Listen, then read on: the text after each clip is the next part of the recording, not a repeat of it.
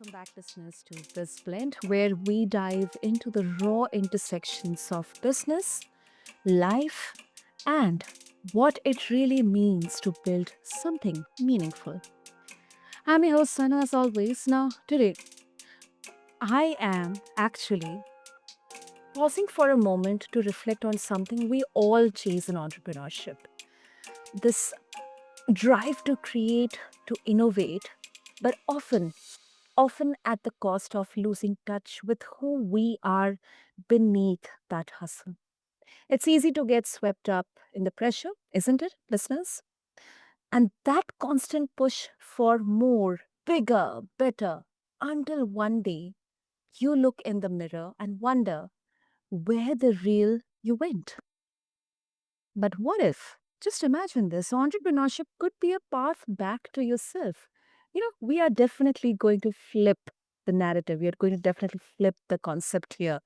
What if entrepreneurship can be a vehicle for personal growth, even spiritual awakening, where you build from a place of presence rather than endless striving? So, listeners, joining me is Rebecca Wilson, an award winning executive coach, speaker, and mindfulness teacher who's walked this path herself, listeners. From high achieving corporate roles in consulting and healthcare to rediscovering her inner steadiness through mindfulness and yoga. Rebecca now guides founders and leaders to expand their impact from the inside out. Yes, that's the key word in there, inside out.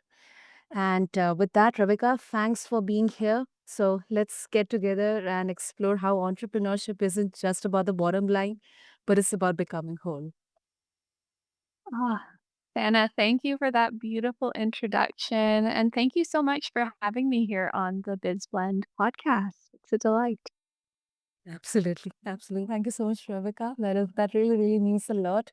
And I think personally, I feel this is, I said it, I think I feel like this is definitely flipping the script here because whenever we talk about entrepreneurship or business, we always, look at or approach things from a very, black and white perspective: numbers, profits, do or die situation or aggression, um, and, all that hard stuff. But entrepreneurship as something for a spiritual growth, I don't think I haven't had any kind of very specific conversation around this on this plant yet. So this is really going to be very interesting. And with that, let's try to understand, how entrepreneurs, like, they see their ventures as extension of themselves. It's like their own babies, their own, self.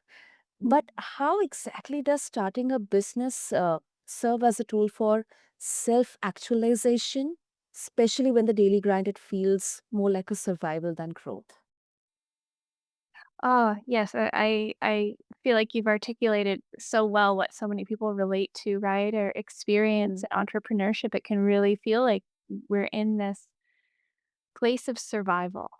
And what I have experienced and what I support my clients with is really shifting from that place of survival to that place of really looking at every aspect of our life, including entrepreneurship, including vocation, as a potential outlet for our growth and evolution and self-actualization.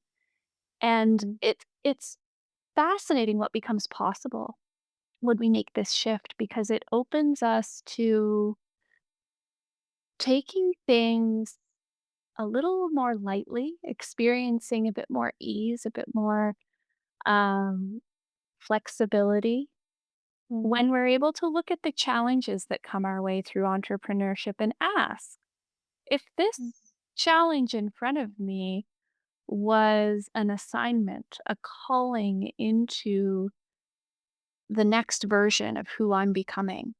What would mm, be here for me? What would be here for me to learn? What would be here for me to unpack, explore? And it's a way of really zooming out. And as you so beautifully put, Sana, like flipping flipping the script, flipping the perspective on its head a bit. Because as you said, entrepreneurship it can feel like an extension of oneself. It can feel all consuming. And the balance that I think every leader must strike is this embracing this paradox that as an entrepreneur, as a leader, your mission is bigger than you. It often feels much bigger than you, stronger than you, can feel all consuming. And we have to hold that together with this truth that who you are is also bigger than your business. It's bigger than your entrepreneurship, and you are on a bigger, broader growth journey. Your entrepreneurship journey can be a part of that and can be a vehicle for that. Wow, that's really beautiful, Rebecca. That's really beautiful, and I think it's so refreshing.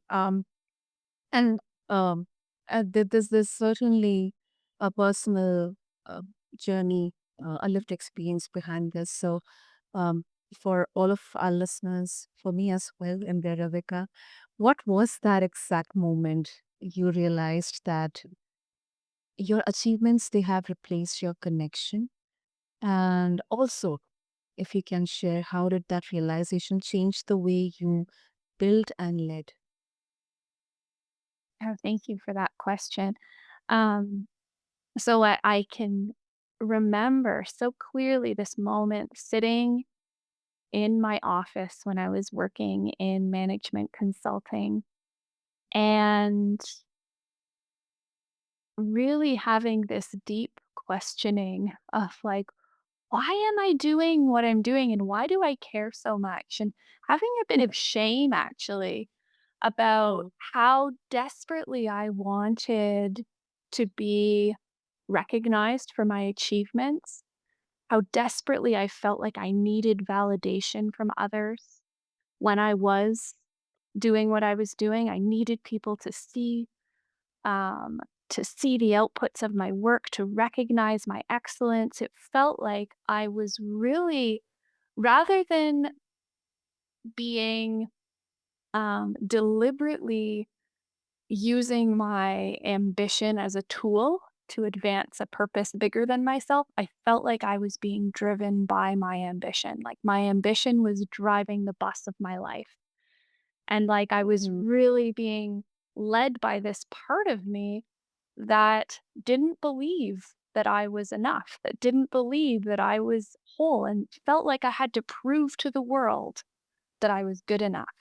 And that's why I was working so hard. And when I started to see that in myself, I remember just sitting in my office thinking like, I feel so lost right now.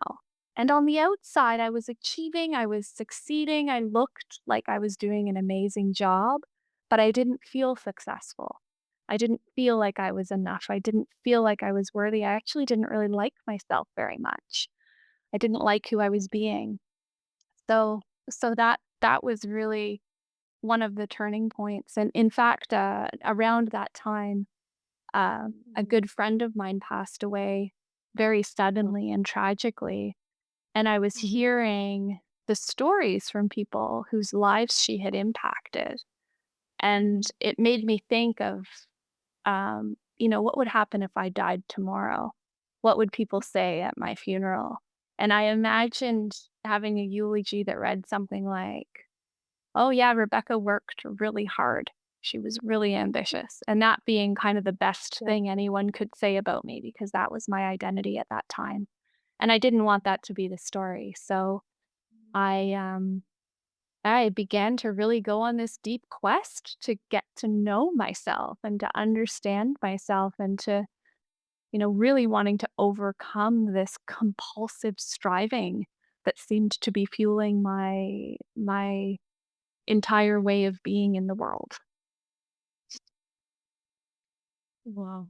I think the unfolding of events, that internal dialogue you had, and I think, uh, of course, I mean, it was definitely a very tragic loss, but that even kind of really, ignited that um, passion of exploring this question Mhm. around your identity and, whether it's your ambitions, your achievements dictating, or, as you very beautifully said, driving the bus of your life, or it's you who is, driving yourself. Uh, so that's I think these small hinges, they swing big doors. And uh, definitely, if let's say, Rebecca, if anyone who is listening to us right now, they are also in the same place and they would like to get onto this journey of self actualization, or, uh, trying to understand themselves inside out. Mhm. What's, one first micro shift, uh, for them, let's say, an high achieving founder or a business person?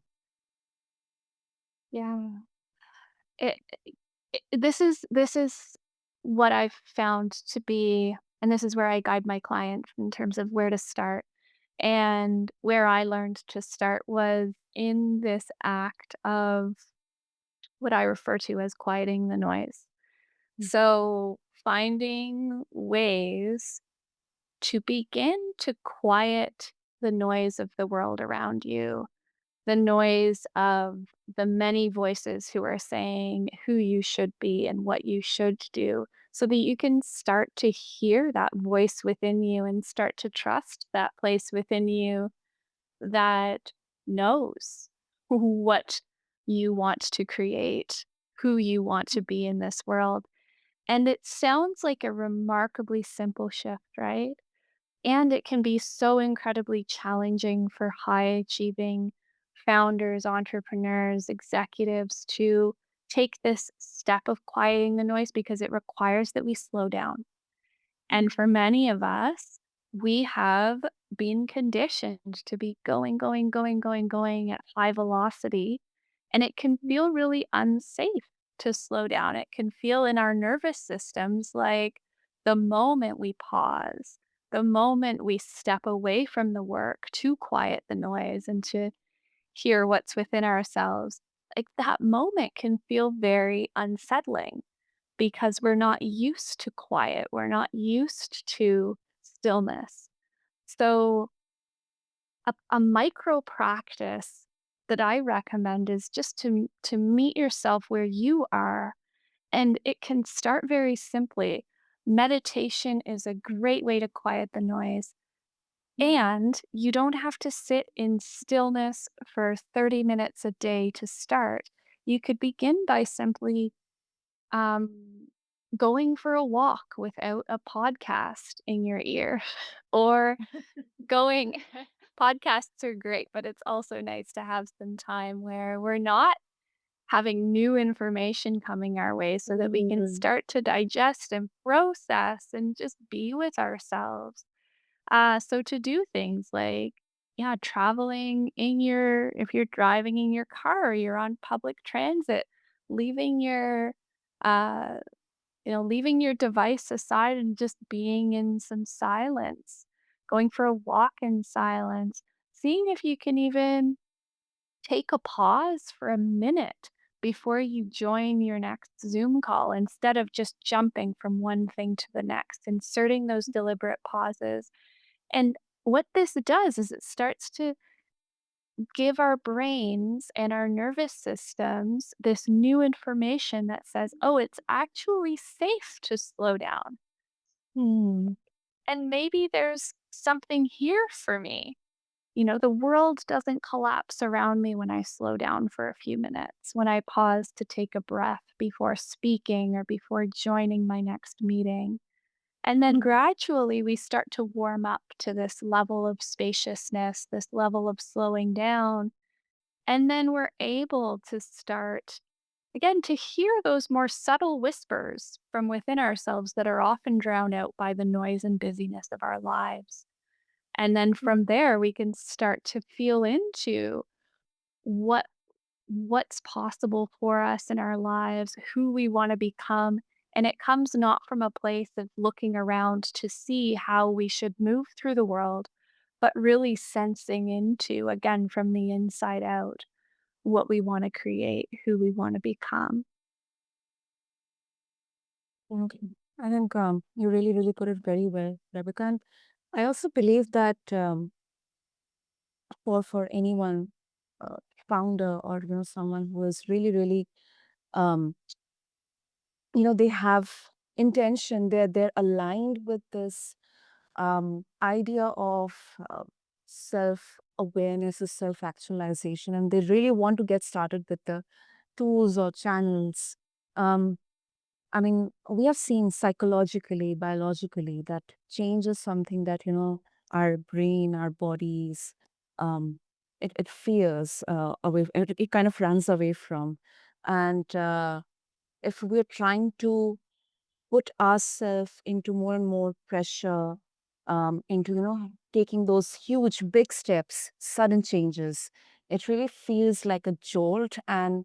Uh, and sometimes it can really, really, not backfire, but really get us into a very um, confusing position, like a dilemma, within us, within our minds. So I think small steps, whether it's doing meditation or breath work, or, just quietness, no podcast, no music, nothing, just, sitting, maybe sometimes sitting in nature, quiet, taking a quiet walk in there.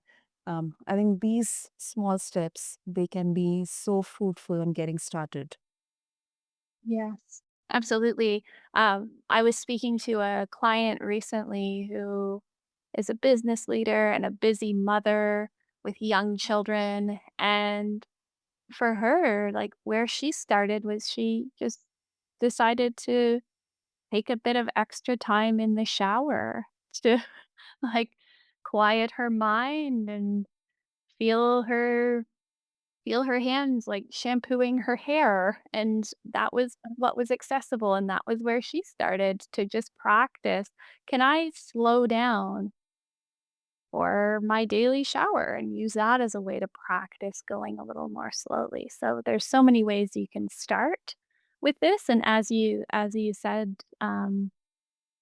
it's really about taking those micro steps, as you put it, to signal that to your brain that this is safe. It is change, but when we take it bit by bit, step by step, we can really stack the odds in our favor that the change will last and that we can accumulate this evidence and form some new neural pathways that say yeah, you can slow down. You can make the space that you need to self reflect, to pause, to be with yourself, to get to know yourself at a deeper level, to understand your fears and desires and values and all the things that drive your behavior.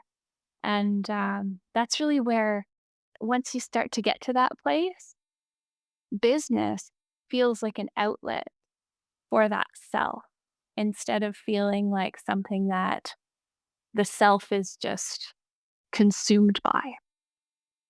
Mm, absolutely, absolutely. And also, uh, Rebecca, it can be a kind of a pushback. So for entrepreneurs who are in survival mode, there's cash flow stress, sometimes tiny teams, or maybe some personal, huge caregiving or providing responsibilities. Um, these channels or tools, they can sound like a luxury. Do you Mhm. think that um, this is a privileged narrative, as in self actualization, or is there a lean version that works, when we are deep down and we really, really want to get out of it? Mm, yeah, that's a really powerful and important question around whether certainly this is a privileged this can be a very privileged version to be able to look at it. So there's a couple perspectives that I have on this. One is that it's a shame that we live and work within systems where something like pausing to take a breath is viewed as privilege. And then the other piece that becomes really clear for me is that for any of us who have the privilege to be able to pause and slow down,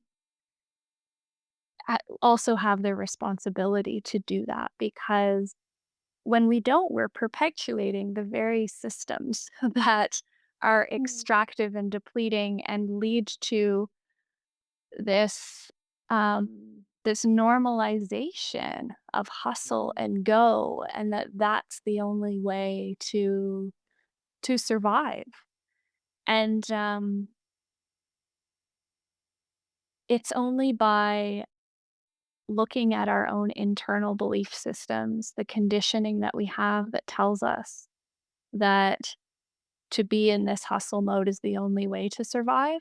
It's only by looking at that and questioning it that we can start to rework the systems that are creating, that are normalizing this way of being, this way of moving through business, through life. But as for practices to meet where you are, I think anything that supports. So it's easy to view business through that lens of survival, right? And I mm, think there are cases where it is true. If your business does not survive, um, you're not able to put food on the table. And if you're not able to put food on the table, that is a true threat to your and your family's survival. yeah, So there can be true instances of that, but there can also be a perception around business leadership that survival of business equals survival of, myself. So it brings the nervous system into a state of fight, flight, freeze, um, reactivity, and that autonomic sympathetic nervous system response. And often that's actually not the case, right? mm, When we view the business as where we derive our sense of identity, it can feel like the business's survival is equivalent to our survival. And that's often not truth. It can be a perception. But again, when we're able to reimagine ourselves as being bigger than our business having a mission that is bigger than us, but us not being completely absorbed mm, identity wise in the success of our business and having other outlets that express who we are, what matters to us, we can recognize that survival of business does not equal safety and survival of me. And then that actually frees us to lead more creatively. And we know that leading from that place of survival is not the most conducive way to bring mm, success. Whereas leading from that place of trust and creativity is more correlated with business outcomes and leadership effectiveness. So it can be tough, but it's a very important question, and one that there's a lot of nuance around for everyone to sense into. But I would suggest that for anyone who feels like they're in that survival state, to just ask what would open up, or what does open up, if anything, when you ask the question of, is my business truly, is my survival, is my ability to survive as a human truly at stake based on the survival of my business? And yeah, seeing what perspective that opens up. definitely. That's very pertinent, very crucial question. Um, and of course, Rebecca, before we wrap up, if our listeners they would like to connect with you and they would like to seek your guidance to get started on this journey, what would be the easiest way? Yeah, so my business is Arborvida Conscious Leadership. And my website is www.arborvida.com, ARBORVIDA.com. So you can check me out there. I have a newsletter that goes out twice monthly with different tips and stories and tools to support your leadership journey from the inside out. So would love to hear from folks there with any questions or to follow along.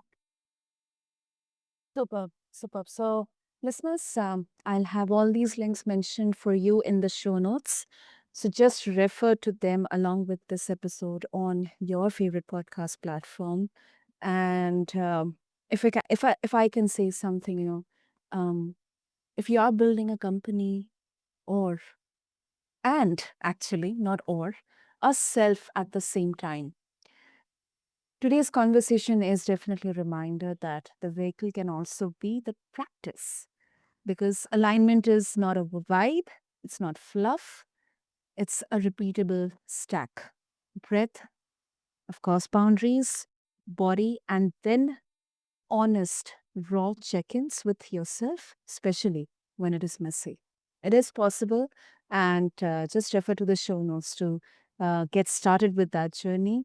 And Rebecca, of course, thank you so much for bringing um, both edge and, if I can use, you brought tenderness to leadership. So that is really such a beautiful blend in there. And thank you so much. This was really, really needed. Okay, thank you, Sana. It's been a pleasure to be on the BizBlend podcast. Take care. Thank you. And to all the listeners, thank you so much for tuning into this blend. And until then, build well, lead gently, and let presence set your pace. Thank you.